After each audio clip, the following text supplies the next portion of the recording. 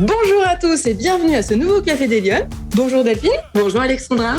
Alors Delphine Reynaud, vous avez créé un concept de mode. Alors, je ne sais pas si on peut l'appeler comme ça. Un super concept qui cartonne sur Instagram et qui s'appelle « Les cocottes pimp ton style ». C'est ça. J'ai bien dit ? Ouais. J'ai juste. Et vous nous recevez donc chez vous, enfin en tout cas dans votre atelier, dans votre nouveau petit cocon qui s'agrandit à Lyon avec votre équipe. Et on va parler un peu de votre parcours et de l'engagement des femmes dans ce beau secteur qui va passionner les Lyonnes, j'en suis certaine. Mais d'abord, Delphine, première question de l'émission. Est-ce que vous êtes une femme engagée ? Et pour vous, ça veut dire quoi être une femme engagée ? Oui. Je pense que l'engagement est primordial au niveau des cocottes pimp ton style. Je suis pas certaine qu'on puisse mener des projets dans sa vie sans implication et sans engagement. Moi, je viens d'un milieu professionnel et on en reparlera certainement après parce que c'est une reconversion professionnelle et j'ai travaillé 17 ans dans le social en tant que chef de service en protection de l'enfance, donc un milieu où l'engagement est très fort. Oui. Il y a aussi beaucoup de militantisme. Alors, on en parlait toutes les deux tout à l'heure. Je me considère comme engagée, peut-être moins comme militante, mais l'engagement, effectivement, est pour moi primordial. On essaye dans le travail aussi. Alors, on est engagé auprès de nos clientes et de nos abonnés. On reçoit beaucoup de messages, on y répond, on essaye de valoriser aussi l'image que certaines peuvent avoir d'elles-mêmes. On a beaucoup de femmes qui parfois sont dans des situations un peu compliquées, qui ont des problématiques de santé, qui ont dû subir des interventions chirurgicales suite à un cancer, qui divorcent, qui ont pris du poids. Et du coup, l'idée, c'est vraiment d'être dans une bienveillance et d'essayer de conseiller et d'accompagner ces femmes-là à se sentir mieux dans leur basket et à se sentir plus femmes. Voilà. Et au niveau des cocottes pimp ton style, on a plusieurs partenaires et on travaille entre autres avec Maison Mamie, qui est notre atelier lyonnais, qui travaille avec des personnes qui sont en insertion professionnelle. On a pu faire à un moment donné nos hang tags, alors plus maintenant parce qu'on est sur des gros volumes et c'est plus possible, mais par des personnes qui travaillent en ESAT, en centre d'aide par le travail, qui enfilaient les petites ficelles dans les cartonnettes. On est partenaire engagé de l'Enfant Bleu, qui est une association nationale, mais avec l'antenne de Lyon, on a pu créer en collaboration un t-shirt où on a reversé tous les bénéfices d'ailleurs à cette association-là pour les enfants. Donc oui, on est ultra engagé. On est ultra engagé au sein des cocottes. Voilà. Et c'est vraiment, même dans l'équipe, c'est vraiment quelque chose qui est hyper important pour moi, l'implication et l'engagement. Et toutes les personnes qui travaillent avec nous au sein des cocottes sont des personnes qui sont engagées. Voilà. Oui, donc c'est important pour vous de donner du sens, d'apporter du sens dans la mode. Exactement. Est-ce que vous avez le sentiment, qu'est-ce que vous avez le sentiment plutôt d'apporter aux femmes à travers cet engagement ?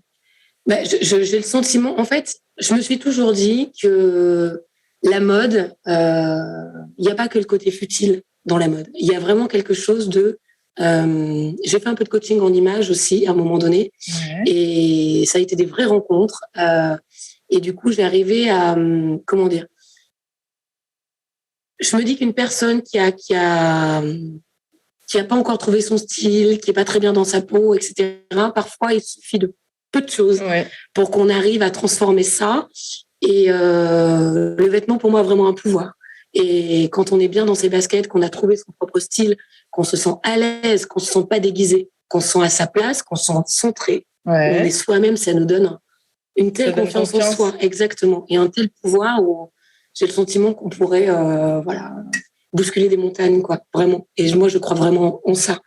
Et je pense que le fait d'avoir fait autre chose avant, qui était vraiment, un milieu professionnel dans lequel il y avait beaucoup de bienveillance, beaucoup de partage, beaucoup d'entraide, je savais quand j'ai changé de métier que ce truc-là allait se transposer forcément parce que ça fait partie de moi. Donc voilà. Et je trouve que finalement, le lien s'est fait assez naturellement entre ce que je faisais avant et ce que je fais aujourd'hui, même si le virage est à 180, quoi. Ah oui, alors pour le coup, aujourd'hui, vous vous retrouvez dans un environnement qui est quasiment exclusivement féminin. Enfin, exclusivement.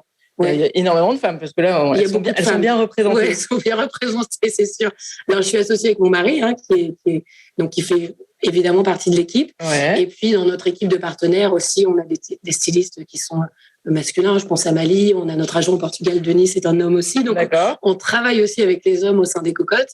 Mais c'est vrai que de fait, il y a, vous l'avez vu en arrivant, Alexandra, il y a que des femmes oui, c'est ça. dans l'équipe des cocottes. Est-ce que c'est difficile de trouver sa place dans cet univers? Parce que, évidemment, la place des femmes est bien représentée, mais c'est un univers qui est très concurrentiel. Ouais. Vous avez expliqué que c'était une reconversion, on va en reparler tout à l'heure. Ouais. Comment on arrive à trouver ces marques? Est-ce que c'est pas trop angoissant? Est-ce que c'est pas trop compliqué? On y va au feeling? Comment on fait? Ouais, on y va un peu au feeling. Enfin, moi, j'ai toujours fonctionné un peu comme ça, au feeling.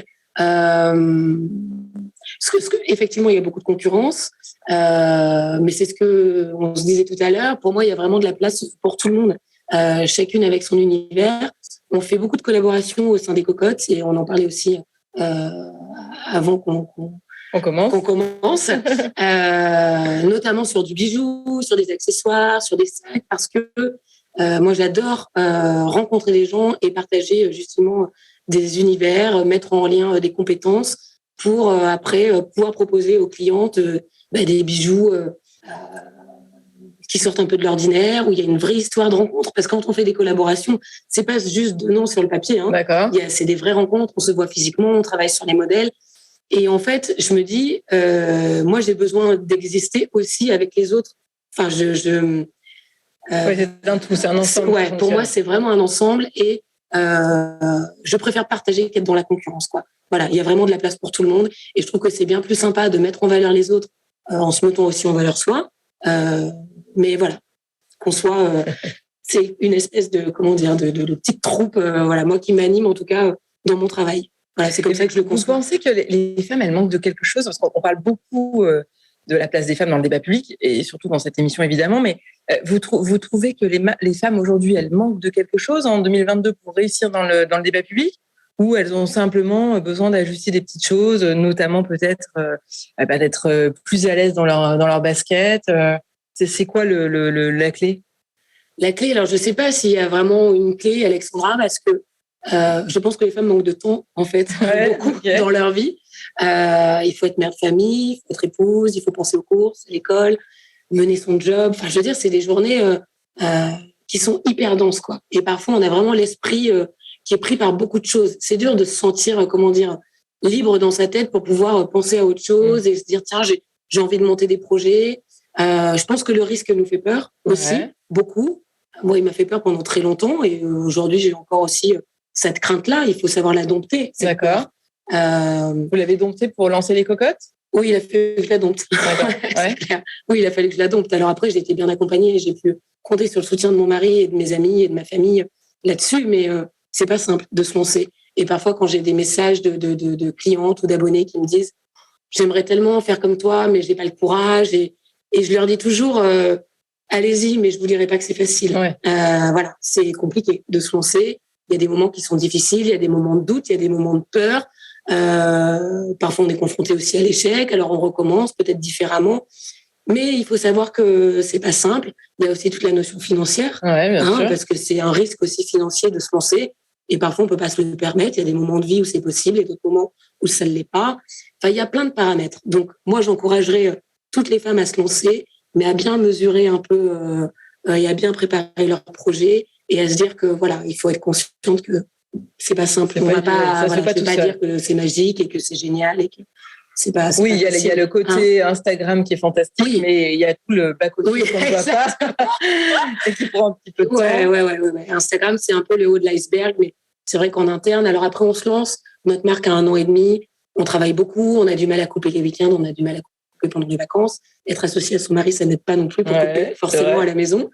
Mais je me dis qu'à terme, peut-être que ce sera plus facile de couper quand ce sera un peu plus structuré et qu'on aura plus de monde dans l'équipe, certainement qu'on aura plus de recul et plus de temps et peut-être l'esprit un peu plus libre.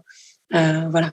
Alors vous avez fait un virage à 180 degrés, on le disait tout à l'heure, vous avez complètement changé d'orientation professionnelle. Si on revient un petit peu en arrière, quand vous étiez petite, vous vouliez faire quoi plus grande? Alors, plus grande, je crois que j'aurais aimé être chanteuse, mais vraiment, donc rien à voir. Ça peut être dans ma 3e vie. Oui, c'est ça, ce que j'aime bien. Non, je suis vraiment passionnée de musique et je pense que ça m'aurait éclaté d'être sur scène et d'avoir des musiciens et de pouvoir chanter. jouer de la guitare. Enfin bon, bref. Voilà, donc un projet peut-être dans une autre vie. Après, mais c'était pas le social, petite, et c'était pas la mode non plus. Voilà, c'était plus la musique. D'accord. Ouais. Et donc, vous avez fait des études de quoi ?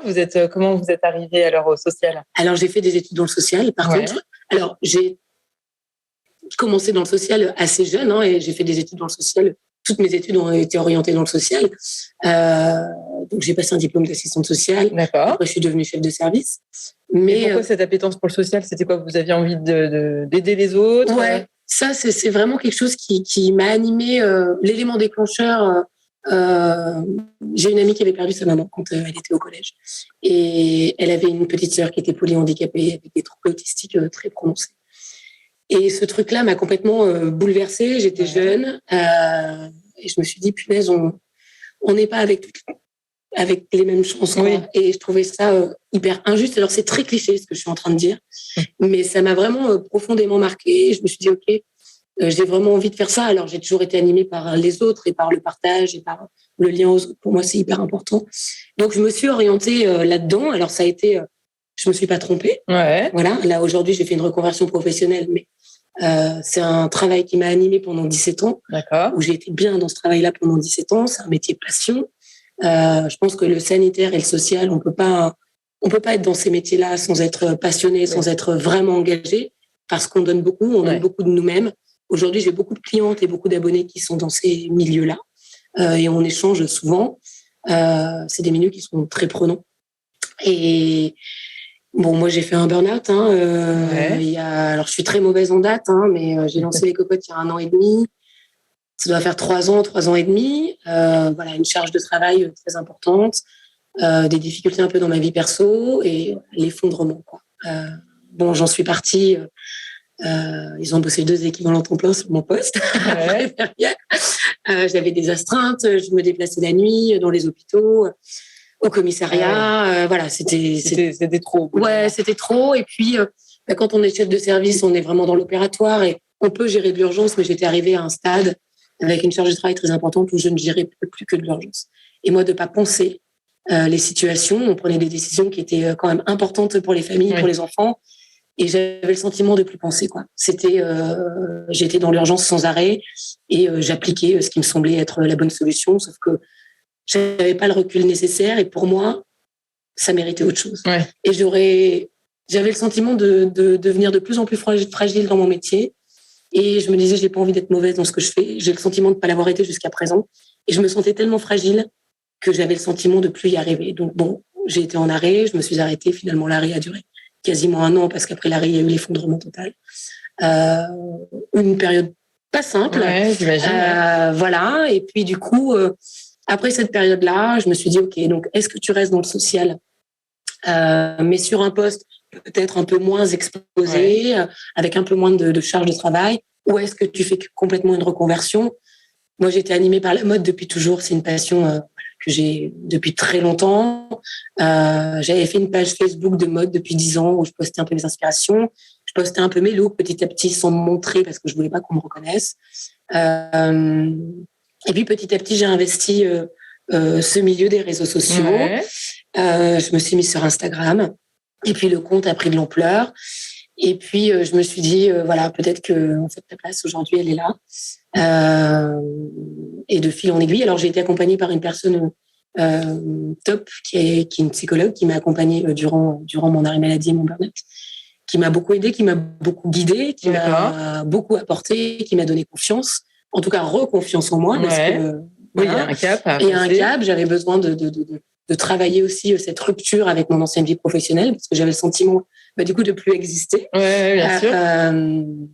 Et c'est une personne j'en parle aujourd'hui parce que je trouve que c'est hyper important de se dire, alors moi dans mon ancienne vie pro, j'étais entourée de psy parce qu'on travaillait beaucoup avec les psychologues, donc j'étais très ouverte à ça, mais c'est pas une faiblesse de se dire à un moment donné, je suis pas bien et j'y arriverai pas toute seule. Oui, c'est ça. Et de se faire entourer de professionnels et qui vous viennent en aide. Moi, ça a été vraiment salvateur. D'accord. Et je pense que sans elle, je serais pas là ici. Ouais. C'est quelqu'un avec qui j'ai toujours des liens et avec qui on échange encore. Et à chaque fois, je lui reparle de ça. Et voilà, pour moi, ça a été un vrai soutien, un vrai déclic. Et un vrai déclic. Elle m'a aidée en tout cas à pousser des portes, quoi. D'accord. Voilà, où j'avais pas où je me sentais pas capable de le faire toute seule. Parce que finalement, c'est d'autant plus frappant que vous êtes passé d'une situation où vous étiez en fragilité et où c'était déjà compliqué, et finalement, vous êtes jeté dans l'inconnu d'un nouvel univers. Exactement. Mais j'avais le sentiment, à un moment donné, que soit je le faisais maintenant, et que de toute façon, j'avais touché le fond, donc je pouvais que remonter, soit il fallait que je trouve d'autres solutions. Alors, je vais te raconter une petite anecdote qui est assez rigolote, parce qu'à un moment donné, dans les questions aussi, c'était est-ce que tu as une anecdote à raconter qui peut prouver ton tempérament de lionne. Une anecdote assez parlante, et j'en discutais avec Justine cette semaine quand on essayait de regarder un peu les questions ensemble. J'ai eu peur de me lancer, et quand j'étais dans le social, je visais un poste pour moi qui m'intéressait beaucoup. C'était un poste de responsable territorial où les missions étaient hyper intéressantes, où c'était une boîte dans laquelle j'avais déjà travaillé. Donc voilà, je garde un très bon souvenir de cette boîte-là, avec un salaire qui était chouette aussi. Et du coup, j'avais fait une candidature spontanée avant de me lancer dans les cocottes Pimp Ton Style. Et ils avaient que 4 postes, et il y avait très peu de turnover sur ces postes-là. Et du coup, il n'y avait pas de poste disponible quand j'ai envoyé ma candidature. Et puis, je lance les cocottes. Je pense qu'on doit faire la première capsule, donc qui fonctionne bien. Après, on n'avait pas des stocks de dingo, donc c'était pas non plus l'explosion, tu vois. Mais voilà, les clientes sont là, ça se passe bien. Et 15 jours après, j'ai un appel de Violaine, de la DRH, qui me dit écoute Delphine, voilà, donc 1 an s'est écoulé, je pense à peu près, après ma candidature spontanée. On a un poste de RTLA qui se libère, et on a pensé à toi, on aimerait te recevoir, déjeuner avec toi, etc. Et là, je me dis, putain, gros dilemme, vraiment, gros doute. Donc, je réfléchis, je me dis que je la rappelle, et puis je me suis dit, OK, soit tu choisis la sécurité, un poste hyper chouette dont tu as envie depuis très longtemps, soit tu pousses ta passion et tu pousses ton projet jusqu'au bout, sachant qu'il y a un inconnu qui est quand même énorme. Et j'ai fait ce choix-là. Donc, j'ai rappelé Violaine et je lui ai expliqué qu'effectivement, j'étais sur un autre projet et que ce serait pas pour moi cette fois-là, mais que j'avais fait en tout cas ce choix-là qu'aujourd'hui, je regrette forcément absolument pas. Mais voilà, parfois, il faut savoir aussi prendre des risques, parce que là, pour le coup, il y avait une vraie prise de risque et se faire confiance, surtout. Voilà. Et puis, j'avais le sentiment que de toute façon, j'avais communiqué sur les réseaux sur ce projet. On avait lancé la première capsule. Les clientes étaient hyper contentes, et je me disais, en fait, comment je vais leur dire que ça y est, c'est fini, le truc à 2 mois, on repart en arrière. Pour moi, c'était inconcevable, si tu veux. C'était inconcevable. Ça n'avait pas de sens. Est-ce que dans tout ce parcours, vous avez été aidé plus par des hommes, par des femmes, ou finalement les deux, ou c'était vraiment plus des rencontres tout à l'heure, vous avez parlé de la psychologue, mais dans toute la construction de vos parcours professionnels, même quand vous étiez dans le social, est-ce qu'il y a des gens qui vous ont tendu la main, ou est-ce que c'est vous qui avez toujours poussé la porte plus loin en disant tiens, j'ai envie de ce poste-là, j'y vais, comment je fais pour y aller? Non, il y a des gens qui nous ont tendu la main. Il y a des gens qui, c'est clair. En tout cas, quand j'étais dans le social, c'était plus par les hommes, du coup, parce que même si c'est des milieux très féminins, sur des postes de direction, on retrouve quand même beaucoup d'hommes encore aujourd'hui, mais des hommes très bienveillants, qui effectivement m'ont vraiment aidé dans une relation un peu paternaliste, où t'accompagnes, voilà. Et puis dans ce milieu, aujourd'hui, dans ma vie professionnelle, je dirais autant d'hommes que de femmes. Et il y a vraiment des personnes qui croient en nous, qui croient en notre marque, qui nous conseillent, qui sont là pour nous aider, puis avec qui on travaille aujourd'hui. Donc il faut faire confiance aussi aux autres. Oui, faut faire confiance oui. Et pour moi, je ne ferai pas de différence. En tout cas, moi, je ne sens pas de différence dans l'entraide entre les femmes et les hommes dans mon parcours professionnel. Je pense que j'ai des femmes qui m'ont aidé, j'ai aussi des hommes qui m'ont aidé. Et à l'inverse, vous n'avez jamais été bloqué, ou le sentiment d'être bloqué parce que vous étiez une femme pour évoluer dans l'un ou dans l'autre? Non, j'ai jamais eu ce sentiment-là. Alors, je sais que certaines l'ont, et à juste titre, parfois, c'est clair.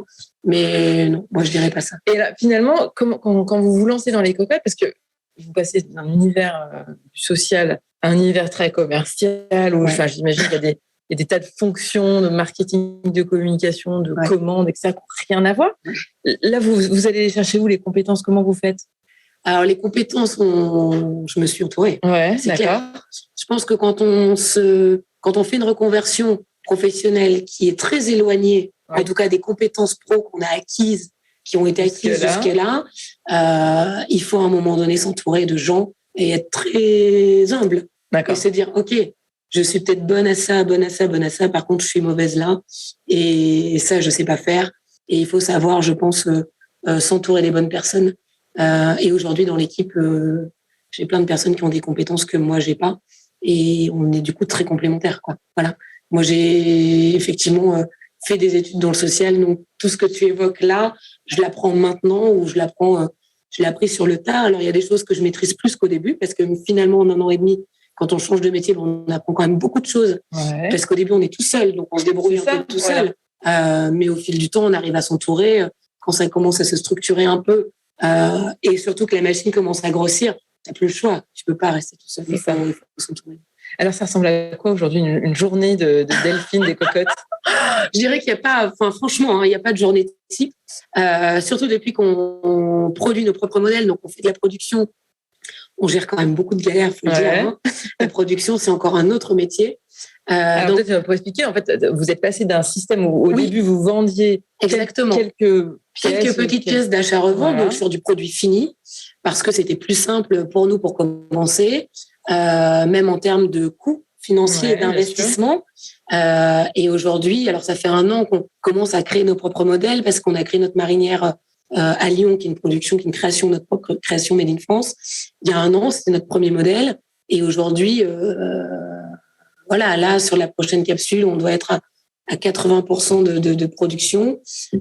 Et puis, dans le temps, on veut vraiment... Quand j'ai lancé les cocottes, je savais qu'à terme, pour moi, l'objectif, il était là. L'objectif, c'était d'avoir nos propres créations, nos propres modèles. Donc là aussi, on s'est entouré de personnes, parce que moi, je ne sais pas dessiner. On s'est entouré de personnes du métier qui ont rejoint l'équipe, alors en freelance, mais de stylistes, de modélistes, des personnes qui nous aident à faire des plans de collection. On travaille aujourd'hui sur la collection hiver, mais surtout sur la collection été de l'année prochaine. Donc, on n'a pas vraiment de journée type. C'est beaucoup de visio. Voilà, parce qu'on a des personnes qui sont au Portugal, on fait produire en Turquie, on fait produire en Italie. La personne, Caroline, qui s'occupe de nos plans de collection et de la prod, habite à Barcelone.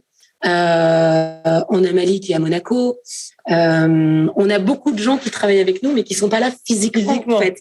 Donc, on est beaucoup en ligne, en fait, dans la journée. Voilà. Alors, ce qu'il faut dire aussi, c'est que vous faites vivre les coulisses des cocottes quasiment tous les jours, parce que en fait, les cocottes sont donc sur Instagram. La particularité, c'est qu'aujourd'hui, on peut acheter sur Instagram et sur le site internet. Alors, sur le site internet. D'accord. On a un site en ligne et les clientes achètent sur notre site internet. Après, j'ai beaucoup de questions. On a quand même beaucoup d'échanges avec nos clientes sur mon compte Instagram. Le truc c'est que bon, on a beaucoup d'abonnés aujourd'hui. On est quand même à 20 000 abonnés. C'est beaucoup. Et il n'y a que moi qui gère le compte Instagram. D'accord. Donc, ça devient un peu compliqué pour moi de répondre aux messages privés sur Instagram. Donc, je renvoie souvent les abonnés quand c'est des problématiques ou des questions sur les commandes sur notre service client, du coup. Mais c'est en tout cas ce que vous avez voulu créer avec les cocottes, c'est un état d'esprit finalement. Vous appelez le gang des cocottes, il y a un truc un peu rigolo. Et dans les stories, vous répondez, vous avez une interaction en tous les cas avec vos clientes qui est très forte. Qui est très forte. On a su, je pense, mais ça s'est fait très naturellement, créer une espèce et générer une espèce de proximité avec nos clientes. Et comment dire, mais c'est ce qui est chouette aussi. Enfin, c'est ce qui fait qu'aujourd'hui, ça fonctionne bien. Nos clientes, on y est hyper attachés. On a construit une relation avec elles. Moi, j'essaye d'être. On a une vraie communauté. On a une vraie communauté mais en plus de clientes qui nous ressemblent en fait. Moi, sur Instagram, j'ai pas envie d'avoir un compte édulcoré et raconter que tout va bien. Et je raconte mes galères quand on se fait voler 40 suites, que les cartons arrivent tout ouvert, et ben on le raconte. Quand on attend un proto qui devait arriver à Ibiza, qui arrivait quand on est parti, ou tous les jours on va à la réception. En fait, on raconte un peu la vraie vie. Et je pense que pour moi, Instagram, c'est pas faire rêver. Ça n'a pas d'intérêt, je trouve, de faire rêver. Ce qui est important, c'est de se dire, OK, en fait, on est comme vous. Oui, on s'est lancé dans un projet et aujourd'hui, ça marche hyper bien. On est vraiment hyper contents.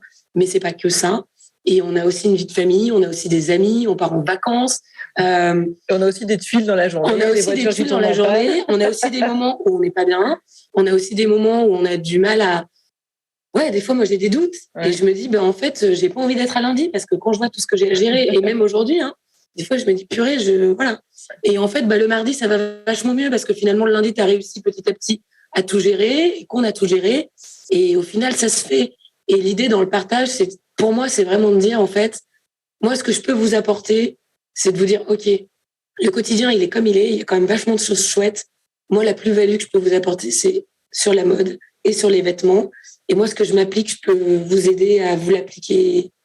Voilà. Et c'est ça. C'est de se dire, le vêtement peut vous donner de la force, être bien dans vos baskets. Ça peut vous donner confiance en vous. Ça peut tout changer. Ça peut tout changer. Et la roue tourne, quoi. Il y a des moments qui sont compliqués dans la vie. Et pour moi, je suis convaincue de ça. La roue finit toujours par tourner.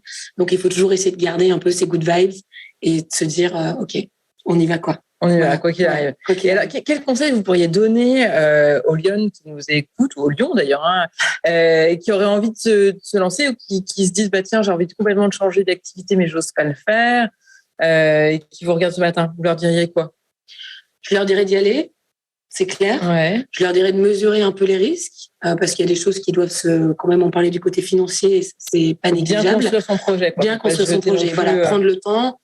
Moi, j'ai dû mettre 1 an et demi avant de construire les cocottes, quand même. Enfin, en tout cas, le site en ligne et la marque. Il faut pas trop écouter les autres. D'accord. Et surtout son entourage. Parce que l'entourage, il a peur pour vous. Oui. C'est pas de la malveillance, mais c'est des craintes. Et parfois, quand on doute de son projet, on a vraiment besoin d'être boosté et on aimerait que ses parents, que ses amis nous disent « Vas-y, fonce, tu tiens un truc et c'est génial et ça va cartonner. » Sauf que les gens te disent « Ouais, t'es sûr? Non, mais moi, je pense qu'il faut moins 30 000 € pour te lancer. T'es sûr que sur les vêtements, c'est saturé comme milieu, machin. » Et moi, combien de fois, quand tu travailles plus, t'es un peu livré à toi-même, t'es toute seule dans la journée. Hein. Ton mari travaille, tes copines travaillent, tout le monde travaille. Toi, tu bosses sur ton projet. Le soir, tu fais un dîner avec des potes. Et en fait, tes potes ont peur pour toi et essayent de voir si ton truc tient la route. Et tu rentres, t'es au bout du rouleau, quoi. Donc, en fait, il faut croire en soi et vraiment se faire confiance, quoi. Ouais. Et oui, on a besoin des autres, mais parfois, les autres, ils sont pas là où on aimerait qu'ils soient, pas par malveillance. Ouais. Vraiment, encore une fois, mais parce qu'ils ont peur pour vous, quoi. Ouais, ils ont peur que ça marche pas et ils préfèrent peut-être la sécurité ou... Voilà. Et alors, si vous aviez une baguette magique, pour faire en sorte que les femmes, elles s'engagent plus dans le débat public, enfin, qu'elles y aillent plus, qu'elles soient plus présentes, qu'est-ce que vous feriez, vous? Alors, la sororité est hyper à la mode en ce moment. Ouais. C'est très cliché, mais je trouve ça tellement important. Il y a beaucoup de concurrence dans le milieu de la mode. On sent parfois qu'avec d'autres marques, dans les échanges, il y a une espèce, pas d'animosité, mais quelque chose qui est pas... Voilà, on a l'impression de tirer un peu la couverture de l'autre. Et en fait, pour moi, il y a de la place vraiment pour tout le monde, quoi. Et ça, c'est hyper important. Et l'entraide, et c'est pour ça que j'adore faire des collaborations et faire découvrir d'autres marques aux clientes, aux abonnés, moi, des marques qui me tiennent à cœur, parce que je sais que derrière les personnes qui travaillent pour ces marques sont des nanas qui sont géniales, qui donnent beaucoup d'elles-mêmes aussi, qui sont très engagées, avec qui on a des valeurs communes, qui font un travail formidable. Et je me dis que l'entraide, pour moi, c'est la clé. Et c'est vraiment le centre. Essayer de se dire, OK, celle qui est à côté de moi, c'est pas une concurrente, mais celle qui est à côté de moi, elle peut peut-être m'apporter des choses et moi, je peux peut-être lui apporter des choses aussi. Ouais, voilà. Enfin, pour moi, la clé, elle est là. C'est vraiment, l'entraide et le partage. C'est un état d'esprit, en fait. C'est un état d'esprit, complètement. Très bien. Écoutez, Delphine, merci d'avoir pris votre temps. Alexandra. Je sais qu'il est très compté. Non, mais c'est adorable, en tout cas, de nous avoir proposé cette interview. Donc, merci à vous. Merci d'avoir accueilli avec votre belle équipe les Cocottes Pimp, ton style, sur Instagram. C'est difficile à dire, mais vous verrez après, on s'entraîne. En tous les cas, merci d'avoir suivi cette émission. C'est la dernière émission de la saison. On reviendra donc à la rentrée en septembre pour un nouveau numéro, évidemment, du Café des Lyonnes. Merci Delphine. Merci Alexandra. Bonne semaine. À bientôt. Au revoir.